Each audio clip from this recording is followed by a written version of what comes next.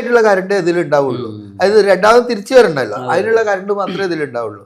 അപ്പം ആ സമയത്ത് നമ്മളെ ഇത് ഊർജ്ജം നമ്മളെ ശരീരം വിട്ടിട്ട് യൂണിവേഴ്സൽ എനർജി ആയിട്ട് പോകുമ്പോൾ എനർജീൻ്റെ ഒരു പ്രത്യേകത എന്താണെന്ന് വെച്ചാൽ എനർജിക്ക് റിഫ്ലക്റ്റ് ചെയ്യാനുള്ള കഴിവുണ്ട്, അതുപോലെ തന്നെ ട്രാവൽ ചെയ്യാനുള്ള കഴിവുണ്ട്. ഇപ്പോൾ ഒരു കണ്ണാടിയാണ് മുന്നിൽ വെക്കണമെങ്കിൽ ഈ എനർജി റിഫ്ലക്റ്റ് ചെയ്യും, എന്നിട്ട് അത് തിരിച്ചടിക്കും. അപ്പോൾ പക്ഷേ ഈ എനർജിയുടെ ഉദ്ദേശം എന്താ, അതിന് ട്രാവൽ ചെയ്യാന്നാണ്. പക്ഷെ വീണ്ടും അത് ട്രാവൽ ചെയ്യും, വീണ്ടും റിഫ്ലക്റ്റ് ചെയ്യും. ഇങ്ങനെ നേരം വെളുക്കുന്നവരെ ഈ പ്രവർത്തനം നടന്നുകൊണ്ടിരിക്കും. ആസ് എ റിസൾട്ട് ചില ഭാഗങ്ങളിൽ വേദന വരും, ചില ഉറങ്ങിയാലും മതിയാവില്ല എന്നുള്ള തോന്നൽ വരും. കാരണം നമ്മൾ ശരിക്കും ഡീപ്പ് സ്ലീപ്പ് എന്ന് പറഞ്ഞാൽ ശരിക്കും നമ്മൾ ഡെഡായിട്ട് നമ്മളെ ഈ യൂണിവേഴ്സൽ എനർജി ആയിട്ട് നമ്മളാണോ, അപ്പോഴാണ് ശരിക്കുള്ള റിലാക്സേഷനും ഇത് വരുന്നത്. അപ്പൊ ഇത് നമ്മളെ ഉള്ളിലുള്ളത് ബ്ലോക്ക് ആകുകയാണ് ഒരു കണ്ണാടി ഉണ്ടാകുമ്പോൾ. അപ്പൊ കണ്ണാടി റിഫ്ലക്റ്റഡ് ആയി വീണ്ടും വന്നു, ഇങ്ങനെയാകുമ്പോൾ രാവിലെ എനിക്ക് വല്ലാതെ ക്ഷീണമായി. ഇനി രണ്ടാമത്തെ കാര്യം എന്താണെന്ന് വെച്ചാൽ ഈ കണ്ണാടി ഈ വടക്ക് വശത്ത് കിഴക്ക് വശത്തൊക്കെ ആണെങ്കിൽ അതൊരു ഓപ്പണിംഗ് ആണ്. നേരെ മറിച്ച് തെക്ക് വശത്തോ പടിഞ്ഞാറ് വശത്തൊക്കെ ആണെങ്കിൽ ആവശ്യമില്ലാത്ത സ്ഥലത്ത് ദ്വാരം ഇടുന്നതിന് സമമാണ്. അതാണ് ഈ കണ്ണാടി ഒരു നല്ലൊരു ടൂളാണ്. നമ്മളൊരു റെമഡിയൽ വാസ്തു എന്ന് പറഞ്ഞൊരു പ്രോഗ്രാം ഉണ്ട്, 3 ദിവസത്തെ റെസിഡൻഷ്യൽ പ്രോഗ്രാമാണ്. അതിൽ ഈ കണ്ണാടിനെ കുറിച്ച് ഒരു ചാപ്റ്റർ തന്നെ ഉണ്ട്. അതിലെന്ന് പറഞ്ഞാൽ എങ്ങനെയാണ് അത് യൂസ് ചെയ്യുക അതൊക്കെ ഉണ്ട്. അപ്പൊ വാസ്തു നമ്മൾ സമർത്ഥമായിട്ട് ഉപയോഗിക്കുകയാണെങ്കിൽ എല്ലാം വല്ലവന് പുല്ലു ആയുധ. റിസൾട്ട് ഉണ്ടാക്കും. നമ്മുടെ ഈ ഷോഡശ സംസ്കാരങ്ങൾ കേട്ടിട്ടുണ്ട്, അതുപോലെ ഈ ഷോഡശ ഭൂസംസ്കാരങ്ങളെ കുറിച്ച്, ഭൂമിയുടെ ആകൃതി അനുസരിച്ച്. ഈ ഷോഡശം എന്നുള്ള വാക്കില് വാസ്തുവിൽ പല അപ്ലിക്കേഷനും ഉണ്ട്. ഒന്ന് പറയുക ഷോഡശ ഭൂലക്ഷണ. ഷോഡശ ഭൂലക്ഷണം എന്ന് പറഞ്ഞാൽ ഷേപ്പ് ഓഫ് ദ ലാൻഡ് ആണ്. അപ്പൊ അതിനനുസരിച്ചിട്ട് എന്ന് പറഞ്ഞാല് പറയാണ്, സാധാരണ പറയും ഈ ദീർഘചതുരം, അതാണ് ഏറ്റവും ബെസ്റ്റ് പറയുക. പിന്നെ സമചതുരം, അതും നല്ലതാണ്. നേരെ മറിച്ച് വൃത്താകാരത്തിലാണെങ്കിലോ നന്നല്ല. എന്തുകൊണ്ട് വൃത്താകാരം നന്നല്ല? കാരണം യഥാർത്ഥത്തിൽ ഈ എലമെന്റ്സ് ഉണ്ടല്ലോ, അതായത് ഫയർ ഇതൊക്കെ ഇതാണ് ഒക്കെ ഒരു എനർജി ടേണിങ് വരുമ്പോഴാണ്. അപ്പോൾ നമ്മൾ കോർണേഴ്സ് ഉണ്ടാകുമ്പോഴാണ് ഈ എലമെന്റ്സ് ഫോം ചെയ്യുക. അപ്പോൾ ഒരു വൃത്താകാരത്തിലുള്ള ഭൂമിയാണോ അവിടെ കോർണേഴ്സ് ഇല്ല. അപ്പോൾ ആസ് എ റിസൾട്ട് അവിടെ എന്താ പറയുക, നമുക്ക് ജീവിക്കാൻ പറ്റില്ല. നേരെ മറിച്ച് പബ്ലിക് പ്ലേസിന് നല്ലതാണ്, വട്ടം ചുറ്റും ജീവിക്കാൻ പറ്റില്ല എന്ന് പറഞ്ഞാൽ ജീവിതത്തിലൊന്നും ഉണ്ടാവില്ല. കല്യാണം നടക്കില്ല, കുട്ടികൾ ഉണ്ടാകുക എന്ന് പറഞ്ഞ പ്രസ്ഥാനം നടക്കില്ല, ഒന്നും ഉണ്ടായില്ല. വൃത്തത്തിലുള്ളൊരു വീടാണ്. നേരെ മറിച്ച് പബ്ലിക് പ്ലേസിന്, കല്യാണ മണ്ഡപത്തിന്, അവൻ നമ്മളെ പഴയ പാർലമെന്റ് അടക്കം അങ്ങനെയായിരുന്നു. ഗുഡ്. അപ്പൊ അതാണ് വൃത്താകാരം. ഇങ്ങനെ ഒരു 16 തരത്തിലുള്ള ഭൂമിന്റെ ഇത് പറയുന്നുണ്ട്. ഇപ്പൊ ത്രികോണ ഭൂമി എന്ന് പറഞ്ഞു കഴിഞ്ഞാൽ അതിൽ എഴുതിയ സന്താനനാശം എന്നാ. പക്ഷെ എന്നിട്ട് എന്തുകൊണ്ട് മോദിജി നമ്മളെ പാർലമെന്റിനെ ത്രികോണാക്കി? കാരണം അഗ്നി ഉണ്ടാകണോ. അതായത് എല്ലാ ബിൽഡിങ്ങിന്റെയും ഫംഗ്ഷൻ ഒന്നല്ല, എല്ലാം കിടന്നുറങ്ങാനുള്ളതല്ല. ഓരോരോ ബിൽഡിങ്ങും ഓരോരോ ഫംഗ്ഷനാണ്. അപ്പൊ സാധാരണ നമ്മളെ ക്ലാസിക്കൽ വാസ്തു നോക്കുമ്പോൾ ചതുരായിട്ട് വേണമെന്നാ പറയുക, അപ്പോഴാണ് ഇത് ഉണ്ടാകുക. പക്ഷേ അത് മനുഷ്യാലയത്തിനാ പറയുന്നത് ചതുരായിട്ടുള്ളത്. അതായത് മനുഷ്യന് കിടന്നുറങ്ങിയും സമൃദ്ധി അനുഭവിക്കാനും ഒക്കെ ഉള്ള. നേരെ മറിച്ച് മോദിജി ചെയ്തിരിക്കുന്നത് ഉറങ്ങണ MLA-മാരല്ല, അവിടെ അഗ്നിയുള്ള MLA-മാരാ വേണ്ടത്. കേരളത്തില് ത്രികോണം അല്ലെങ്കിലും ആളുകൾ ഉറങ്ങുന്നുണ്ട്. അതുകൊണ്ടാ ത്രികോണാക്കിയത്. അപ്പൊ ത്രികോണാക്കിയോ അവിടെ ത്രികോണം ഓരോരോ എലമെന്റ്സിനോട് ഞാൻ പറയാം. അല്ല, കേരളത്തിൽ ത്രികോണം ആണെങ്കിലും ഉറക്കമായിരിക്കും. അല്ല, അതെന്താണെന്ന് അറിയാം, അത് ഓരോരുത്തരും എയിമാ. അതാണ് ഇപ്പൊ അദ്ദേഹത്തിന് നമ്മളെ രാജ്യത്തിന് വേണ്ടിയിട്ട് വേണം എന്നുള്ള. കേരളത്തിൽ നിന്ന് ചില MP-മാർ പോയിട്ടുണ്ടല്ലോ, പറഞ്ഞോട്ടോ ഹിന്ദി അറിഞ്ഞോട്ടോ ഇംഗ്ലീഷ് അറിഞ്ഞോട്ടോ ആൾക്കാർ. അപ്പോഴേക്കും ഇപ്പൊ ത്രികോണം അല്ല, അവരെ തീയിൽ കൊണ്ടിട്ടില്ല. അപ്പൊ വാസ്തുവിന്റെ ഇതിൽ നോക്കുമ്പോൾ ഓരോ ഷേപ്പും ഓരോ എലമെന്റാണ്. അഗ്നി എന്ന് പറയുന്നതാണ്. അതുപോലെ തന്നെ രസമാണ് കേട്ടോ, നമ്മളെ ഈ ഇവിടെ കാലടി ആശ്രമത്തിന്റെ അതില് നമ്മൾ പ്ലോട്ട് തിരിച്ചിട്ടുണ്ടായിരുന്നു. പ്ലോട്ട് തിരിച്ച് വന്നപ്പോ അവസാനം അതിൽ കുറച്ച് പ്ലോട്ട് ബാക്കിയായി. ഈ പ്ലോട്ടിന്റെ ഷേപ്പ് ത്രികോണായിരുന്നു. അപ്പോ ഞങ്ങൾ അവിടെ ഇതൊക്കെ ഇതാക്കിയിട്ട് നിൽക്കുകയാണ്, പുറത്തിങ്ങനെ നിൽക്കുകയാണ്. പെട്ടെന്നൊരു ഇടിമണ്ണെല്ലാം വന്നു. ഈ പ്ലോട്ടിലെ മാത്രം 3 തെങ്ങ് ഇടിമിന്നലേറ്റ് അങ്ങനെ തന്നെ കത്തിപ്പോയി. അപ്പൊ ത്രികോണത്തിൽ ഉള്ളതിന്റെ ലക്ഷണത പറഞ്ഞ അഗ്നിഭയം എന്നാ പറയുന്നത്. അല്ല അത് എക്സാക്ട്ലി കാണുക. കാണുകയാണ്. അപ്പൊ അങ്ങനെയുള്ളത് ഉണ്ട്. അതുകൊണ്ട് തന്നെ നമുക്ക് താമസിക്കാനുള്ള വീട്ടിന് അത് പറ്റില്ല. പക്ഷെ രാജ്യത്തിന് നല്ലതാ, കാരണം എനർജറ്റിക് ആവും. ഇങ്ങനെയുള്ള ത്രികോണമുള്ള ഭൂമിയാണെങ്കിൽ നമ്മൾ അതിനെ അകത്ത് സമചരിതമാക്കണം അല്ലേ?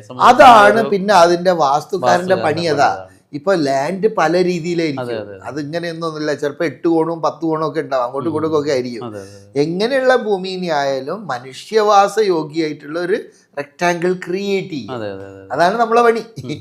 അപ്പൊ എന്താണെന്ന് വെച്ചാൽ അതെങ്ങനെ ആക്കി എടുത്തിട്ട് ഒന്നുമില്ലെങ്കിൽ നമ്മളെ നാട്ടിൽ പറയണ മുറ്റം കെട്ടിത്തിരിക്കുക, അങ്ങനെ എന്തെങ്കിലും ആക്കിയിട്ട് 3 കൺസെപ്റ്റാണല്ലോ. 1 വീട്, 2 മുറ്റം, 3 പറമ്പ്.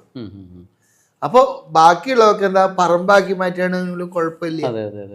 ആ രീതിയിൽ അതിനെ ആക്കി മാറ്റുക. അതാണ് ഇത് ശരിക്കും സ്റ്റഡി ചെയ്തിട്ട് ചെയ്യേണ്ടതാണ് കേട്ടോ. അതൊക്കെ ഇതിലാണ് ഗുഡ്. നമ്മൾ ഈ വാസ്തു പഠിക്കാൻ പോയപ്പോഴത്തേക്ക് പറഞ്ഞൊരു കാര്യമുണ്ട്, ഈ വാസ്തു ഒരു ഭൂമിയിൽ ചെന്നിട്ട് ഭൂമിയുടെ പരീക്ഷ ചെയ്യണം എന്ന് പറയുന്നത്. അപ്പൊ നമ്മള് അന്ന് പഠിച്ച 1-2 കാര്യങ്ങൾ ഓർമ്മയുള്ളത്, മണ്ണാദ്യം എടുത്തിട്ട് ഒരടി നീളം, ഒരടി വീതി, ഒരടി ഹൈറ്റിലുള്ള മണ്ണെടുക്കും. എന്നിട്ട് അതിൽ രണ്ടാമതും അതിൽ റീഫിൽ ചെയ്യും. അപ്പൊ ബാക്കി വരികയാണെങ്കിൽ നല്ല ഭൂമിയാണ്. അതിൽ തന്നെ അമിഞ്ഞു പോയാൽ അത് മോശം ഭൂമിയാണ്. സമാസമായാലും മധ്യമാണ്. ഇത് പണ്ട് കാലത്ത് എന്താണ് ഇഷ്ടമായ ഭൂമിയുണ്ട്. അതെ, അതുപോലെ അതിന്റെ കൂടെ ഒരു കാര്യം കൂടി ചോദിക്കുന്നപ്പോ എന്നിട്ട് മണ്ണ് രുചിച്ചു നോക്കാൻ പറഞ്ഞു. കാരണം യുദ്ധങ്ങൾ നടന്ന മണ്ണ് അങ്ങനെയുള്ള പറയുകയാണെങ്കിൽ തമാശ പറയാ. അതാ ഞാൻ പറഞ്ഞു, വാസ്തു തമാശയാവുന്നു. ഇപ്പൊ പറയുകയാണെങ്കിൽ അത് നല്ല ഉപ്പുരസുണ്ട്. ആ മോൻ രാത്രി എവിടെയാ മൂത്രമൊഴിക്കല്.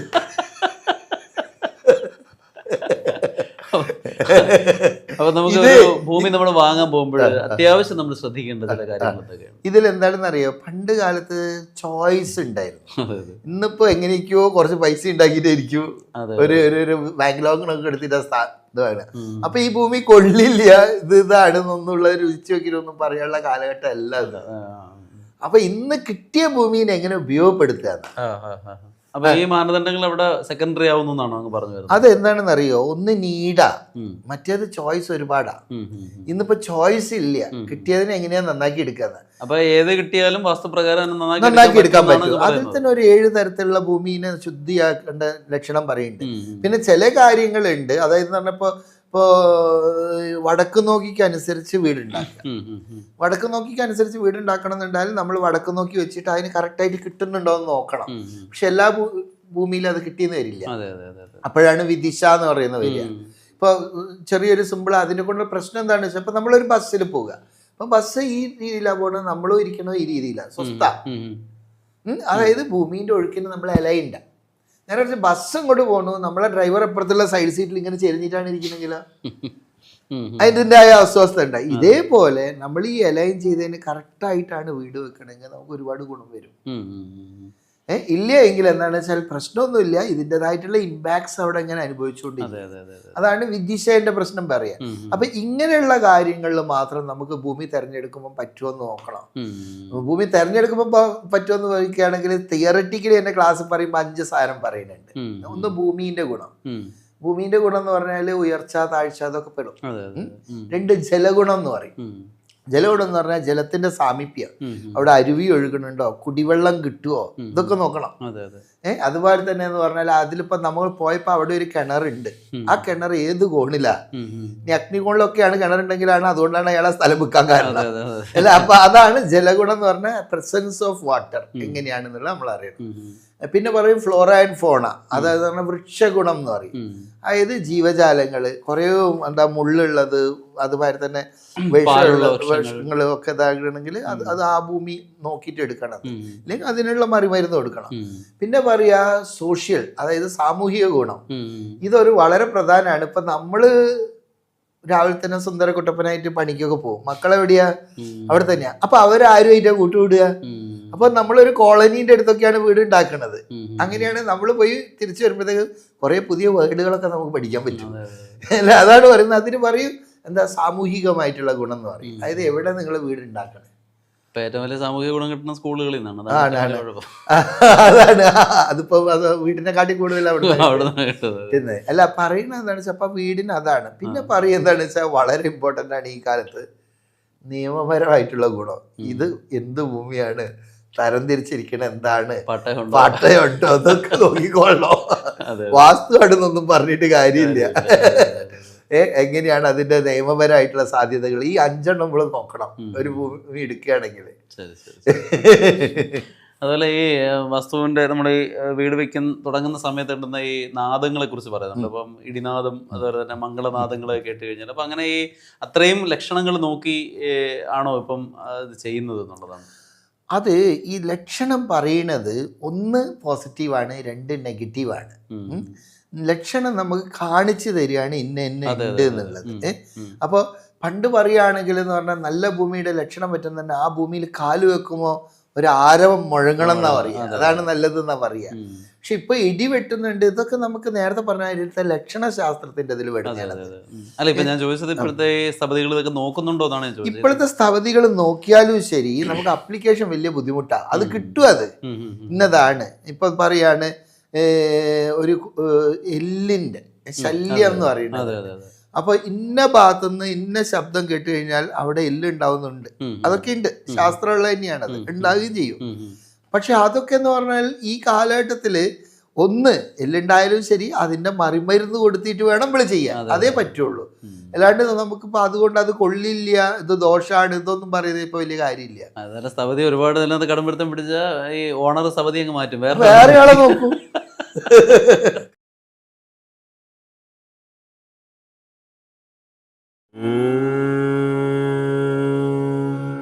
നമഃ ശിവായ.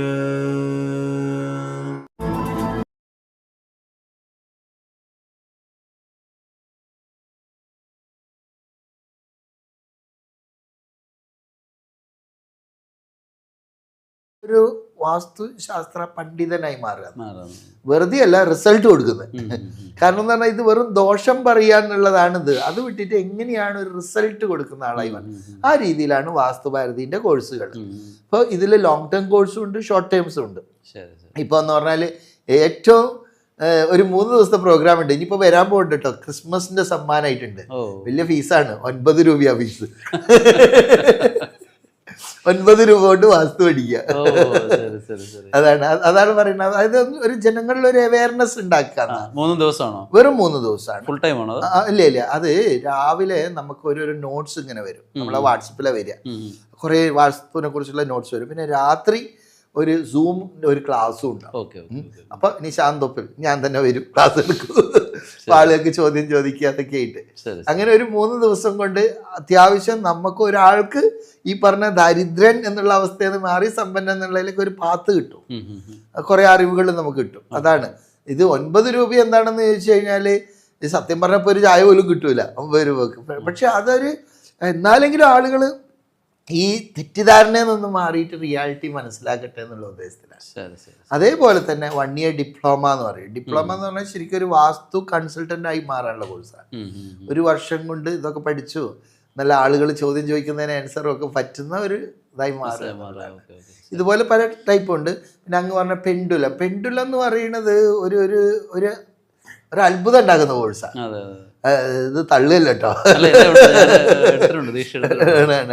അപ്പൊ ഈ പെൻഡുലം കോഴ്സിന്റെ പ്രത്യേകത എന്താണെന്ന് വെച്ചാൽ നമുക്കിപ്പോൾ സാധാരണ കാണാം, സാധാരണ കേൾക്കുക, ഇതൊക്കെയാണ് നമ്മളെ കഴിവ്. അതായത് 5 സെൻസിലൂടെയാണ്.